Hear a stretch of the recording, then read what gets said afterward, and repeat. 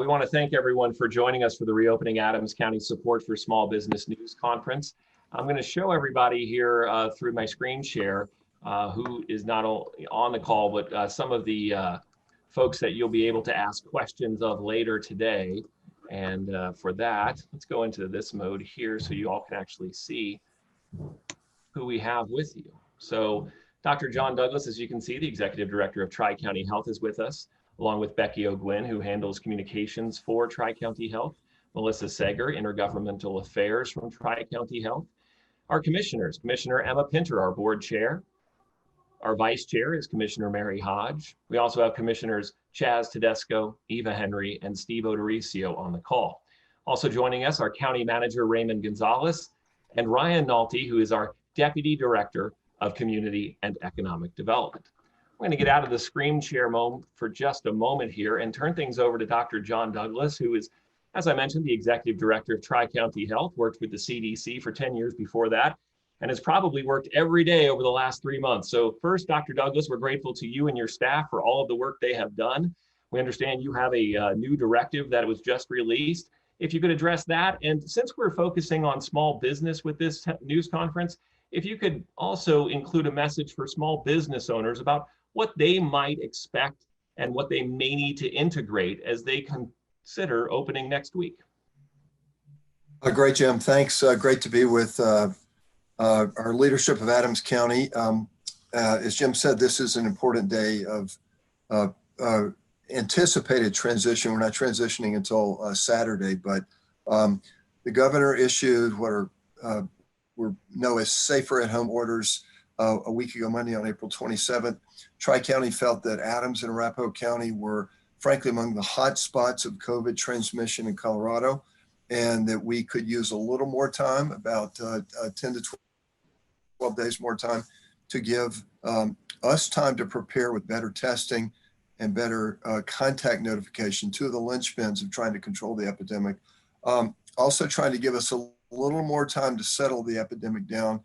And then frankly, to give us time to prepare better interactions with the business community.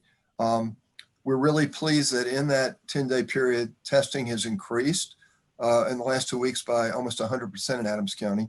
We've been able to double the amount of staff who work in contact notification and case investigation.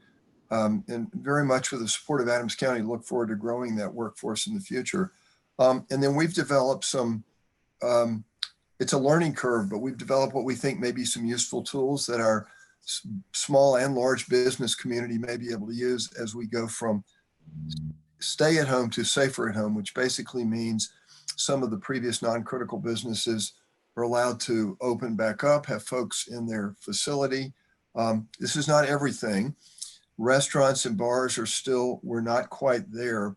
And part of the theme here is trying to open things up gradually enough that if we overshoot and there's a problem when we begin to get in crisis mode, we've got some chance to pull back. Now, we delayed the 10 days because we don't want to do a yo-yo and, open and shut. That would be terrible for everybody. We don't think that's going to happen.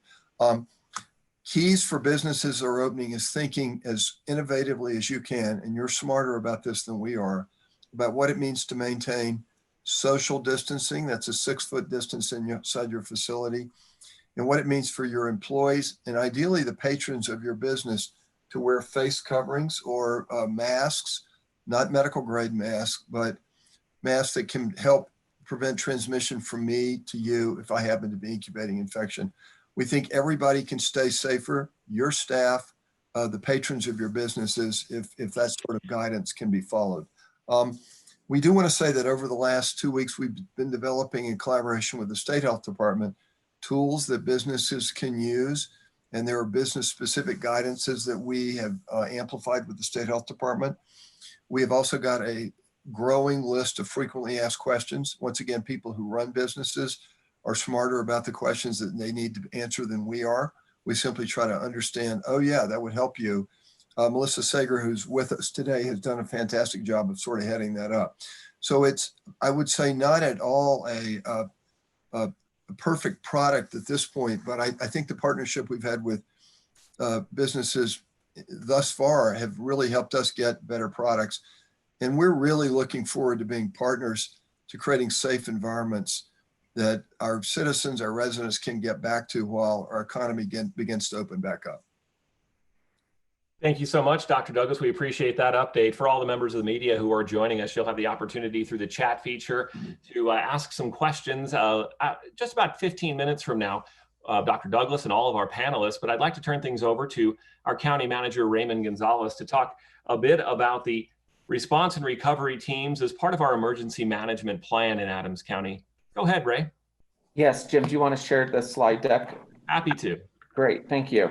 As Jim mentioned, good afternoon. My name is Raymond Gonzalez, and I'm the county manager for Adams County.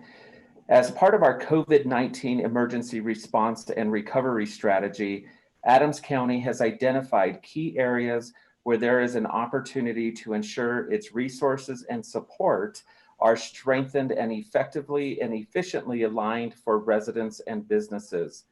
To better understand emergent needs, provide information and aid in real time, including policy, resource, and system shifts that may be needed, the response and recovery teams listed on this slide have been developed. And I'll quickly go through them. Child care for critical personnel, aging services, business support and retention, uninsured and healthcare access, housing stability, food security and basic essentials, support for the unemployed and future workforce.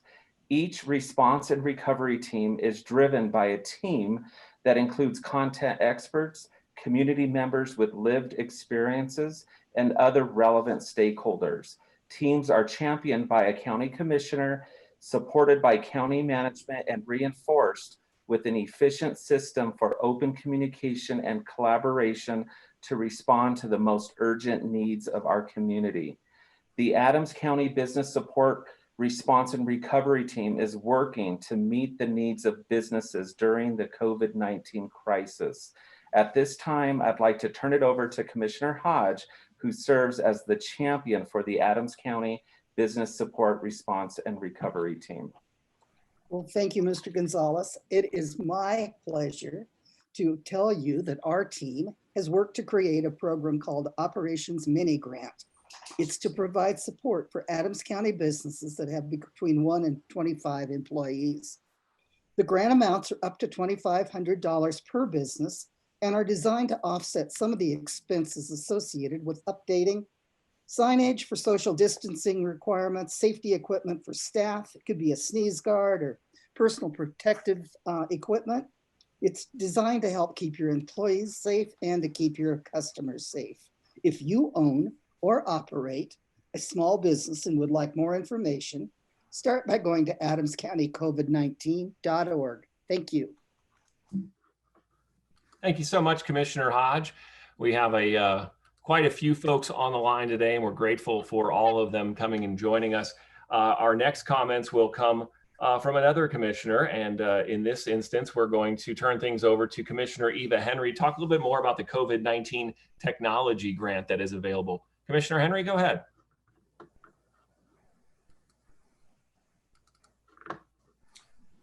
I might have you on mute, Commissioner Henry. Yes, the mute There you button. go. Thank you, Jim.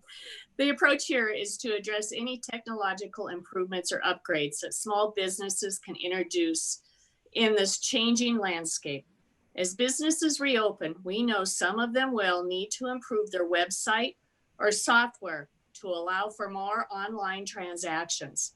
Another opportunity for these businesses with 25 or fewer employees is at the point of purchase. Customers are asking for a contactless process at the point of purchase. So these funds can be used to improve those capabilities, whether that's through the introduction of Apple Pay or Google Pay, or another method of paying for products or services without touching common devices or paper. The applicants will have to provide an impact statement and before and after photos. Thank you. Thank you, Commissioner Henry.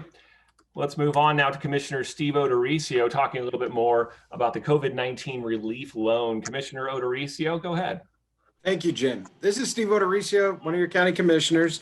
I'm proud to talk a little bit about the COVID-19 relief loan. The COVID-19 relief loan is in partnership with Colorado Enterprise Fund. Now, the Colorado Enterprise Fund is a relationship we've had for a few years to help our small businesses long before COVID became our challenge. What this particular new relief fund is designed for is for small businesses and nonprofit organizations experiencing disruption during the pandemic. This loan is intended to provide for bridge capital to larger resources from traditional lenders or small business administration. It's meant to actually complement some of these other sources of funding and help you get to some of that money as a loan if you need it faster. This could either be standalone for a full term or even less than for a full term of 6 years or less. In addition, this is really designed to help folks who may be having challenges getting the SBA through the SBA process. Maybe they were denied the SBA loan, or there might be some other barriers. This is specifically designed with the maximum loan amount of $25,000 with an interest rate of 3.5%. Maximum term is 6 years, and the first 6 months is an interest-only payment from the loan closing date. This is designed to be quick for quick underwriting and closing and disbursement within an average of about 14 days. Once again, we hope this is another resource, the tool in the tool belt to help you get through this difficult time. Right about now, Commissioner, we need all the tools we can get. Thank you so much for outlining that one. We're going to move on to Commissioner Emma Pinter, our board chair. Commissioner Pinter is going to discuss a little bit more about the Small Business Stabilization Program. Commissioner Pinter, the floor is yours. Yeah, thank you. The Small Business Stabilization Program is designed to benefit small businesses like some of the other programs you heard described. These are very small businesses with less than 25 employees that often make up the heart of our community. The small business must have been operating since February 12th, 2019. These businesses must have a physical establishment in Adams County. If you're a small business owner with more than one location, please select only one of these locations to apply for our program. The goal of this program is to help small businesses that have experienced a loss in revenue due to the public health orders related to COVID-19. The business owner will have to demonstrate how the grant will retain jobs, at least one full-time employee or 2 part-time employees.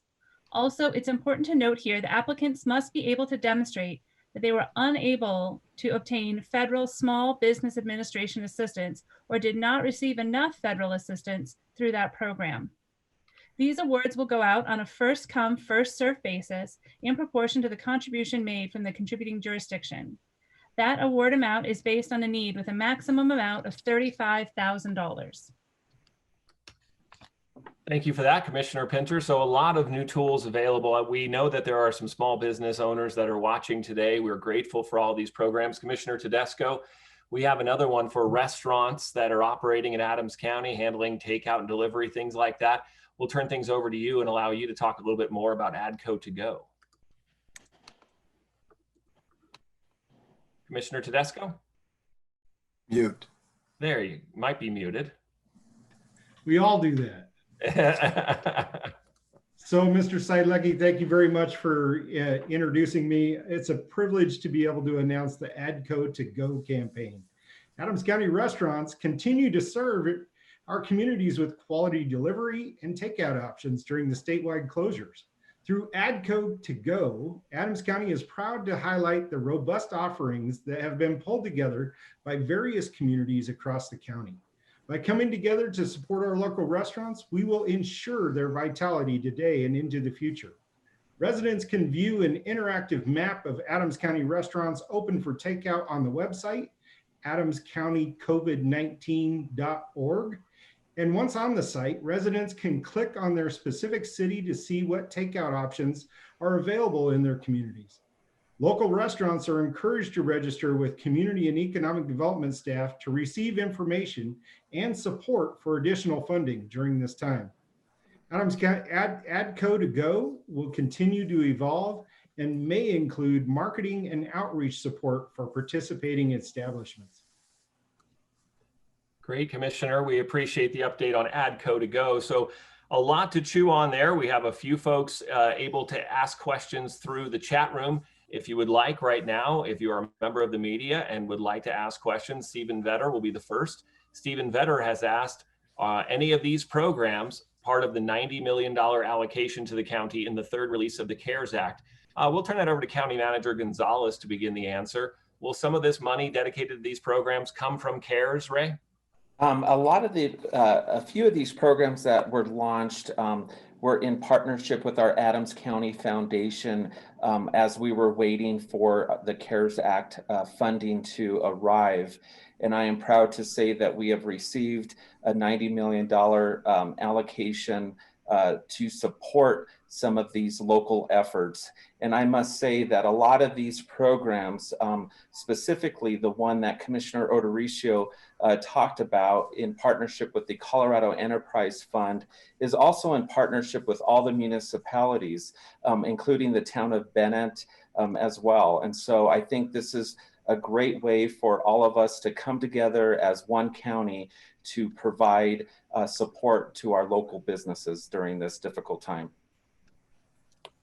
Good. Thank you so much, Ray. We appreciate that. We have a couple of other questions coming in. Go ahead, Doctor, or whoever was going to chime in. We appreciate it. All right. So the next question that we had one that came in through, we are live streaming on YouTube, and this one comes from someone living in the Denver metro who wanted to know if our mask ordinance, so the dictation that was put out today, the directive, Dr. Douglas, what are you recommending for people when it relates to masks? Is that over a certain age? Is that anytime we're outdoors? Yeah, let me say a few things. First, I'm sorry I wasn't seeing the chat, so if I'm out of touch. We are recommending masks, really, or face coverings. We're trying to figure out the right term to use. Mask is shorter. Face coverings, we think, avoids confusion with medical grade masks, which we're not trying to get people to use. It's really for anybody of any age who can tolerate wearing a mask. I just had my 2-year-old granddaughter wave to me from the street, and I don't think I could get her to wear a mask. But I think older kids, teenagers, adults, we would like for those folks to be wearing face coverings. And again, the big picture is I'm wearing a face covering. I'm reducing my risk of asymptomatically passing on infection to other people. Some of our jurisdictions have chosen to issue mandates or public health orders. Denver did today. Boulder has done that. We'll be discussing that with our Board of Health tomorrow. We've done some spot checks around our counties, and things are absolutely not perfect, but they're in somewhat better shape at the big stores than we had estimated, 75, 80% or so. We're certainly, Becky O'Gwin is working with Ray and others on a social marketing campaign to help us understand what's this masking stuff all about? Why should I do it? So we'll be trying to promote that. But again, it is for everybody whenever you're in a place where you may be in contact with other people. And again, it's more for me to protect you than me to protect myself. Great. Thank you so much, Dr. Douglas. We appreciate that. Question coming in from the chat room, maybe for you, Ray Gonzalez, County Manager. Can we address supports for workers and those folks who are unemployed in Adams County currently? Jim, can you repeat that question? I'm sorry. Sure. Can you address support for workers and those who are unemployed in Adams County? I'm going to turn this over. This is a great opportunity. One of our specific response and recovery teams is the support for the unemployed and future workforce. And so I'd like to have Commissioner Pinter chime in and really highlight some of the great work that's coming from that response and recovery team. Yeah, thank you. For folks who are unemployed, the first thing, I'm sorry. I'm sorry you lost your job. I don't know how that came to be, or if it was specifically COVID related, or it was an unemployment through other means. We're sorry to hear that. I know a lot of folks are struggling and are worried about income right now. We do have an Adams County COVID response website. You'll hear that website from us a lot, and we'll make sure to drop it in the chat. It is adamscountycovid19.org, and you can see all the different programs that myself and my colleagues are working on to be of support to people who are having a financial hardship, everything from rental assistance, food assistance, and my colleagues, Commissioner Tedesco and Commissioner Henry, are working on both of those. Please apply for unemployment. We have a very active workforce and business center in Adams County. They're working very hard to help everyone get the unemployment benefits they need and deserve, and walk through the federal benefits that would be available to them through Adams County.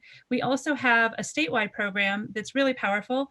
It's new. It's onwardco.org, and it will connect anyone who's out of work looking for work up with all kinds of training programs as well as employment opportunities. We are trying to make sure that every job that is available is listed with our Workforce Center, but statewide, you can also look at everything that's available on onwardco.org. Great. So a couple more questions coming in. I'm trying to monitor a couple different chat rooms here, and we do appreciate all of them that have come forward. One of them asks, and I'll allow Ray to decide in which direction, which task force should take it. If I am a small business owner, what programs are going to be available to offset income as it relates to not only my business, but any taxes that are owed? I would ask Mary Hodge and Commissioner Ordericio to chime in here and see if they have any response to that question, and then I could come in at the tail end of that. So whoever wants to. I'll start out with, we don't have, the only thing we've done with taxes is forgive the interest on the first half payment, but that ended on 4/30. I'm passing it over to Steve. I just went blank. So when it comes to the tax piece, we don't have the authority to do what a lot of people are asking folks to do across the board. What we do have the authority to do is be able to identify where we should apply our taxes and investments into areas with the greatest need. And that's a lot of the programs that you heard about today.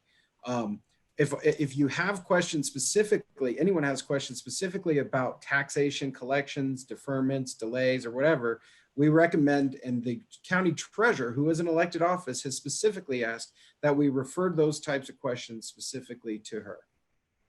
Great. Thank you, Commissioners Ordericio and Commissioner Hodge. Liam from the Metro West newspaper group, I believe, asked about the Small Business Stabilization Program, indicating that 50 businesses max would be able to apply to begin with. He wants to know how many businesses have applied so far. Was 50 enough? And will all the businesses that need that grant be able to get one? Ray, I'll let you begin and then. Yeah, I will. This is a great opportunity to introduce our Director of Economic Development, Ryan Nolte. Ryan, you're on mute. So Ryan, do we have an update in terms of how many applications, given that we just launched this grant opportunity? Yeah, so we just launched this grant opportunity yesterday at noon, so Monday at 12 p.m. At the time that I checked yesterday evening, we already had 15 applicants in the roster. And as we've mentioned before, this is a first come, first serve basis. What we didn't want to do is get into picking and choosing which businesses were more deserving of others. So we decided to sort of open it up as long as the businesses described to us how they were going to use this funding. And I'll just give a real quick background on it. This money is actually being used through some HUD funding that the county had. And as a part of that use of the HUD funding, we actually have to show how these grants are supporting an employee. And that was something that was mentioned before.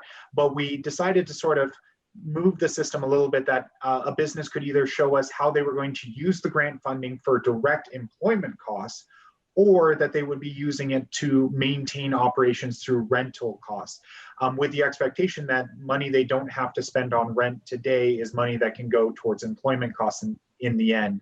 I can get an actual number and send that out to everyone, but it probably won't be by the end of the call. Great, thank you. I think it's also important to note, not every one of these programs, everyone will apply for the maximums. And then also it's important to note that these programs are designed to help certain groups of folks, including those that are low to moderate income, in the case that what Ryan was referring to. And I think Commissioner Ordericio makes a really good point. And something I should highlight is we closed it at 50 because what we didn't want to have was businesses suddenly in a queue, and then it's 15, 30 days before they're getting even a response on whether they got a grant, and then extra time for them to actually get the money. We don't want to lose the timely impact for businesses. The other thing to say is this was an initial tranche of money that we've actually put forward. We've already identified a second tranche of money. So there will be kind of reopening the grant process moving forwards. What we wanted to do was try to get the money out the door, if you will, as quick as possible so that the businesses could start seeing a benefit. So there will be a second round and more money will be made available. Great. All right, on to our next question. Glenna Norvell wants to know a bit about, this is for Dr. Douglas, will there be any guidance on what I need to do to prepare my workplace for reopening? I asked what kind of workplace. She said office or retail with about 20 employees, Dr. Douglas. So what does that look like for somebody in Glenna's position? Yeah, so that's a great and super practical question. I'm going to provide an overarching comment that the State Health Department has been producing a large amount of guidance about this sort of question. And then, as I mentioned earlier, Tri-County's been trying to augment that with toolkits and frequently asked questions. I'm going to invite, if possible, Melissa Sager to unmute herself and amplify this a little bit. Melissa's really been front and center on working with business communities around what's needed. So she, I think, could probably add something to this. Thanks, Dr. Douglas. We have, as Dr. Douglas mentioned, we have uploaded these resources onto the Tri-County website. We have a specific tab dedicated to businesses. So if you check out the COVID updates on the left-hand side, there's a link for businesses. Under that link, you'll find the checklist that Dr. Douglas mentioned. That goes through all of the requirements under the Safer at Home order. And we put it in checklist format and divided it by sections, such as measures to protect your employees, to keep the workplace sanitized, to protect customers. And so as you go through and think about a plan for your business, to use those that checklist as, can I implement this? If so, let me implement it. If not, think through the reasoning why, as well as thinking through alternatives. What else could I do to protect customers in this situation? We also use that as a tool to enhance the guidance provided by the state to include examples. So, state says, place barriers to keep customers 6 feet away. We gave an example of what that could look like, placing a cone or table between the register and your customer to increase that distance. So as you look through, you'll see those. We also have the FAQ with common questions that we're receiving from businesses. So we've gone through and clarified those things that may be unclear. And then I'll just take this opportunity to promote the state's website. Dr. Douglas mentioned the resources they have there. They're divided by industry. And so office space, office businesses are included in that. And you can see your industry specific guidance there. And CDPHE also has a comment and concern page. And so if something is unclear or isn't working or isn't practical, it's a good place to bring that to the attention of the state so that they can think about that in adjusting orders and as they proceed moving forward. So we know that a lot of industries are using that webpage to talk about what next like and what measures are practical or impractical for them. So we'd encourage you to do that. And then finally, I'll just say the Tri-County Call Center is a really fantastic resource for businesses. They can, they're able to direct the call to the folks with the right answers pretty quickly. And so the phone number for our call center is 303-220-9200. And I'll chat that in, as well as the email address I'll chat into the chat. Great, Melissa, and that's tchd.org if you want to access the Tri-County Health Department website. And for Adams County's COVID-19 response and recovery website, that is adamscountycovid19.org. I should also mention that while we are live streaming here on YouTube and also through this Zoom platform, this is being captured and will be available as a recorded piece for folks who are not able to join us. So if you have other members of the small business community that could benefit from these conversations and learn more about these programs, you can direct them to the Adams County Government YouTube channel, and we'll also post that on our social media channels as well. Just trying to get the word out on some of these programs. And obviously some of the grants we outlined speak to what Melissa was just talking about with some of those, the cones, any other physical signage that you need to introduce into your workplace, that's a great opportunity for you to tap into our operational grant. We know that obviously you haven't been in operation, you haven't been able to generate revenue. So an extra $2,500 to come up with the signage and some of these mechanisms that you'll need to keep your employees and customers safe is a great opportunity through that grant. So some of the other questions that we have had come in, this is from someone who it sounds like is about to open an escape room. Those are a lot of fun when we're able to get out. They say, I am the owner operator of a small business, and since I just started, I don't have any full-time employees yet. Am I not eligible for any of the grant programs that have been mentioned? Ray, I'll let you start and allow you to tag with one of the task force members. From what I'm understanding, it's a new business. They have not been set up before yet. It sounds like they were setting up the business, but hadn't brought on any full-time employees as of yet. Okay, so I would encourage, as Commissioner Odoricio, actually, I'm going to refer this to Commissioner Odoricio and just remind Commissioner that in 2016, we set up a revolving loan program that they may be eligible for. So Commissioner Odoricio, if you want to talk a little bit about that program. Absolutely. Let's start out by saying a lot of the COVID recovery and response resources that we're referring to today are specifically designed to help those who have been negatively impacted by the COVID-19 crisis. With that said, there are still some resources. I would still look through the criteria of each of these different tools that we mentioned today and determine, after looking at that, if you qualify. Even if you don't qualify for one of these tools, we do have an over $1 million microloan fund that we worked out that these county commissioners invested $500,000 in. We got a match for another $500,000 from Colorado Enterprise Fund. And this program has been an extremely successful program in helping startups and small businesses in Adams County. That was even before COVID. So I would definitely look at incentives such as or tools such as the Colorado Enterprise Loan Fund that we had before. That's the microloan fund. Other things you might want to look at, depending on the location of your business, is see if you're in an enterprise zone, a trade zone, or an opportunity zone. And you can find more of that information on our Adams County website, not the COVID website, but our normal website, adcogov.org. Absolutely. Thank you so much. Another question coming in from the chat room. This one again from our media partners. Liam asks, is Brighton EDC's loan program with the Colorado Enterprise Fund still available, or is it folded into Adams County Relief Program with the Colorado Opportunity Fund? So Ray, there are some city specific. I know our friends out in Westminster have some programs available. I know a lot of our municipalities have elevated programs as well. Is there an opportunity for some of our small business owners to ask for a grant from the county as well as their local municipality? Absolutely. So I would visit, depending on what local municipality you reside in or your business resides in, I would definitely contact the city as well as your local chambers of commerce. They will have all of the available resources and additional grant programs available for small businesses. And I will tell you, we design these programs so that you can leverage funding. I know I was reading through the chat and there were several questions about whether or not can you apply for multiple programs, and the answer is yes. We were very specific in making sure that we provided as much resources available to our businesses who are in need.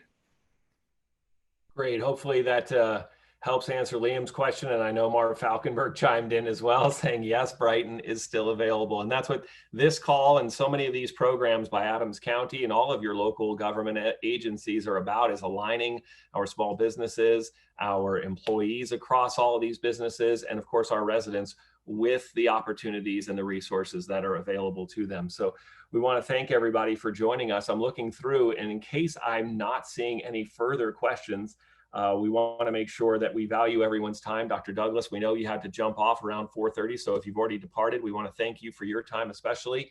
It has been a very active few months for you and everybody on the call. So with that, I'm not seeing any other questions. If someone would like to chime in with one, if not, we will invite everybody to continue checking the Adams County COVID-19.org website for further updates, not only on this program. Stephen Vetter has chimed in with a question, and we'll keep this forum going for a little while longer. This one says, has Adams County had any influx in applications for the installation of broadband services in the unincorporated area, especially in the eastern portion of the county? Ryan, I don't know if you know this answer off the top of your head. This would be something that would go through a process, but we don't know if there have been an increased number of applications for broadband. Do we, Ryan?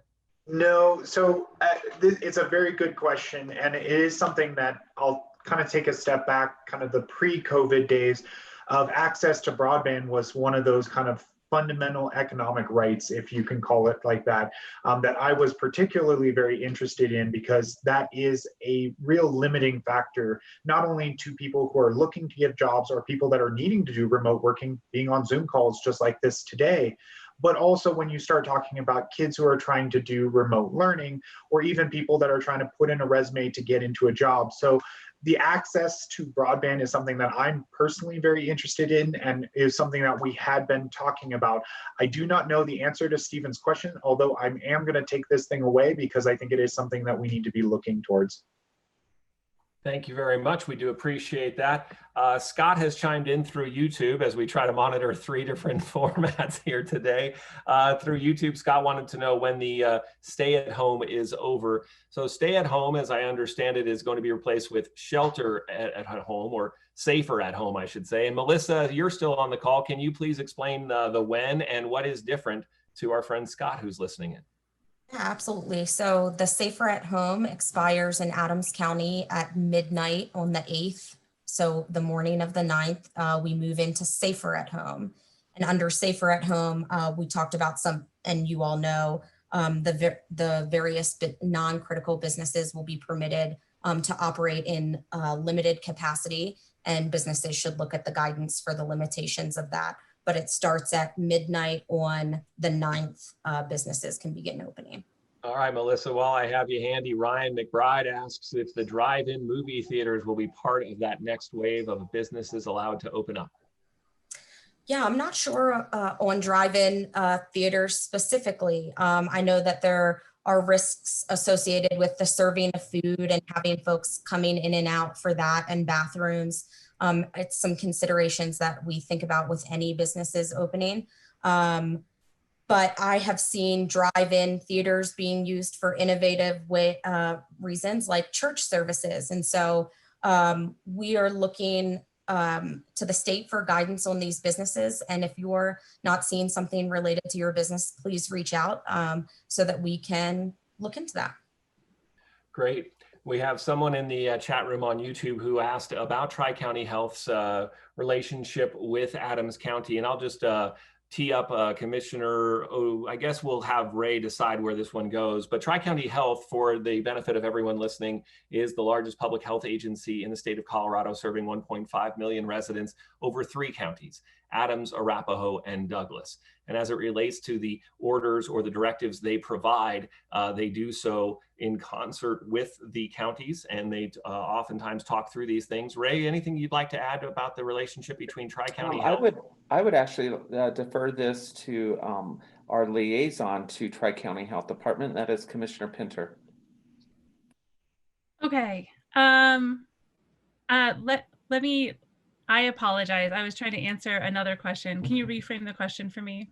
Sure, I'm happy to. They wanted to know a little bit more about the relationship and how much input our commissioners have with Tri-County Health as they research and come up with some of these decisions about safer at home, stay at home, and the direction they provide to residents. Is this in concert with county commissioners, or are they acting autonomously? A little bit more about the relationship piece there. That's a great question. So Tri-County Health Department is our health department of record for Adams County. It also serves Arapahoe and Douglas, as you all probably know. We appoint board members. There are 3 board members from each of the 3 counties. And so we have 3 board members that are appointed by this board. We appointed them earlier in the year, and some were existing on the Board of Health and have been on for quite some time. Each one of our appointees has some relevant background in the health field or in finance or in government, and they have something to offer to the Board of Health. When the Board of Health issues an order, it comes from the Board of Health members, all 3 counties, as well within consultation with their staff Their staff is Dr. Douglas, Melissa Sager, who is with us today, and many other highly qualified technical individuals and epidemiologists that they have on staff. As the liaison from this Board of County Commissioners to the Board of Health, I have the privilege of attending their meetings, but I don't have a vote as I'm not a member of the Board of Health. That's helpful. We really appreciate the level of detail, Commissioner Pinter. I believe that is going to wrap up all of the questions that we have. I'm not seeing any more in the Q&A, any more in the chat room, and any more in our YouTube stream. I can only see 3 screens at once, and that's using my phone. So I really appreciate everybody for the answers, both from Tri-County Health and of course from Adams County Government throughout the day. We will, of course, make these slides available to our members of the local media that asked for it in the chat room. We'll send it to the same email address that we sent this. And of course, this will be recorded and saved for folks who want to reference it later who were not able to join us. It'll be available on the Adams County Government YouTube channel. So we want to thank you all. We hope you have a very good afternoon, and we wish that you and your families stay safe. Thanks again.